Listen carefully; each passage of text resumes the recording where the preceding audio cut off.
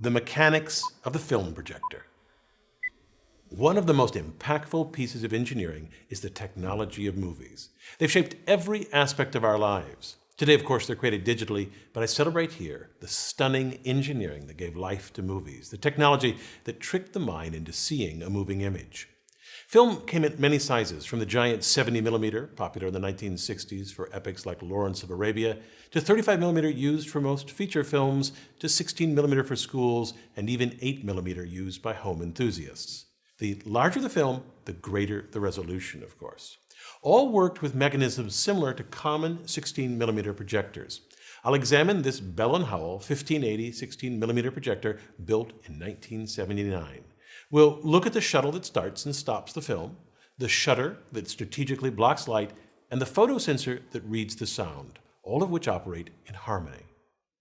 To create the illusion of movement, a series of still images, the film, is pulled off the supply reel, threaded in between the lamp and lens so the image can be projected, then run across the sound drum, and finally coiled onto the take-up reel. However, it isn't as simple as that sounds. To see why, here's what happens if you just move the film continuously past the projector's lamp. What you see is a blur. You can just make out the images. Here's what really happens shown in slow motion. A frame appears on the screen, not moving, then the screen goes blank, and then the next frame is projected on the screen. The projector must hold the image on the screen for a moment and then cover up the image while the film moves to the next frame. Two mechanisms do this. First, the shuttle. The shuttle has 3 teeth which engage the sprocket holes in the film. The shuttle moves back to disengage from the film, then moves up, then forward to engage the film, then moves down, pulling the film with it. The film is stationary most of the time and only moves when the shuttle is moving down. This is the intermittent motion of the film necessary to avoid blurring of the projected image. Here is slow motion footage of the shuttle moving up and down intermittently. From this angle, you clearly see the shuttle move forward and back to engage and disengage from the film. 2 shuttle arms hold the teeth of the shuttle in place.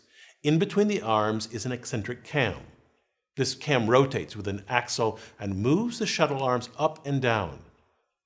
The outline of the cam has a constant width so that the distance between the arms doesn't change. The cam shape holds the shuttle steady at the top and bottom of its travel. To see how the shuttle moves forward and backward, let's look down from above. The shuttle arms act like a third-class lever. They pivot on one end, and at the other end, a spring force pushes them forward and an effort forces them backwards. This backwards effort is created by a disc tilted a few degrees off of the axle. When the axle turns, the disc wobbles. A horizontal post connected to the shuttle arms is pressed into contact with the wobbling disc by the spring force. As the axle turns and the disc wobbles, the shuttle arms are rhythmically pressed backwards. This movement is synced with the eccentric cam to create the required motion of the shuttle. The shuttle transports the film so that it's stationary most of the time and quickly advances to the next frame. Though it is rapid, the film movement will still cause blur in the projected image. The blur is eliminated by a shutter. The shutter is a disc with a blade that protrudes from half the circumference. The other half is open. The shutter rotates once every frame and is synced so that the shutter blade blocks light from the lamp while the shuttle is advancing the film. This prevents the projection of film motion on the screen. The film passes by the lamp at 24 frames per second. At that rate, the human mind blends the still frames into fluid motion. A projector with a single bladed shutter blocks light from the lamp once every frame. So half the time, every 24th of a second, the screen is dark. This switching between a bright projected image and darkness is called flicker. If the flicker occurs at about 60 to 70 times per second, the bright flashes fuse together and appear, to the human eye, continuously bright with no periods of darkness. This rate is called the flicker fusion threshold.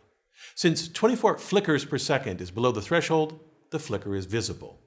This flicker is the origin of the term flick as slang for movies. But modern film projectors don't have this problem. How did they fix it?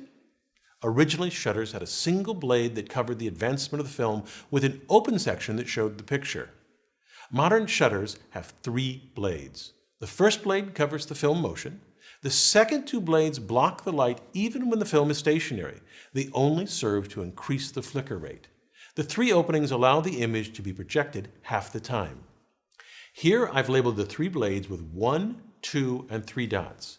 Notice that the shuttle moves downward only when blade number 1 blocks the light.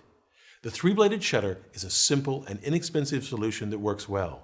The frame rate stays at 24 frames per second, and the flicker rate increases to 72 flickers per second, above the flicker fusion threshold, so the movie appears to move smoothly and without distracting flicker.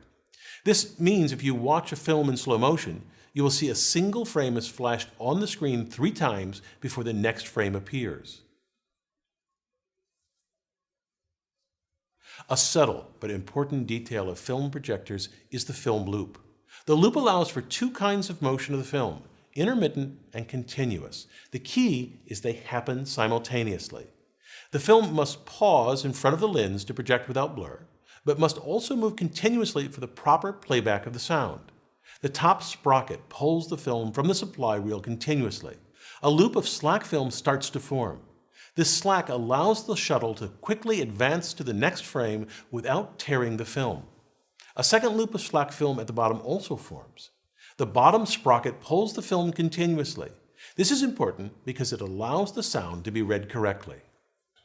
Sound in movies is recorded optically on the edge of the film.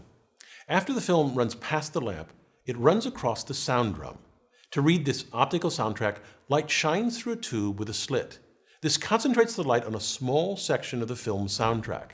A photosensor on the other side of the film measures the amount of light passing through the film at a given time.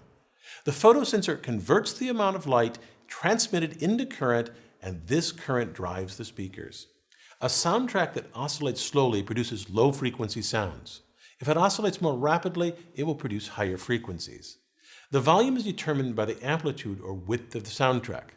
Louder sections are wide, and quieter sections are thinner.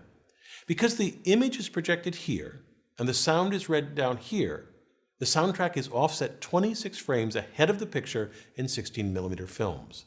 This offset ensures that the picture and sound are correctly synced. To me, the most beautiful aspect of the film projector is how all the mechanisms are synced. The mechanisms are driven by a single rotating axle. The axle rotates the shutter and simultaneously turns the cam and advances the film. Behind the shuttle is a worm screw that drives 2 gears that are coaxial with the top and bottom sprockets.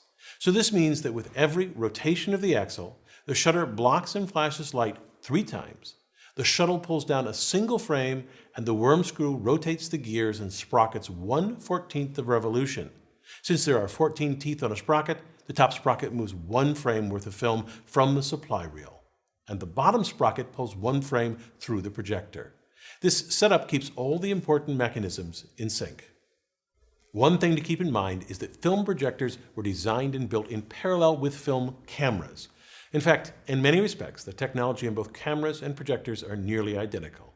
I'm Bill Hammack, the Engineer Guy.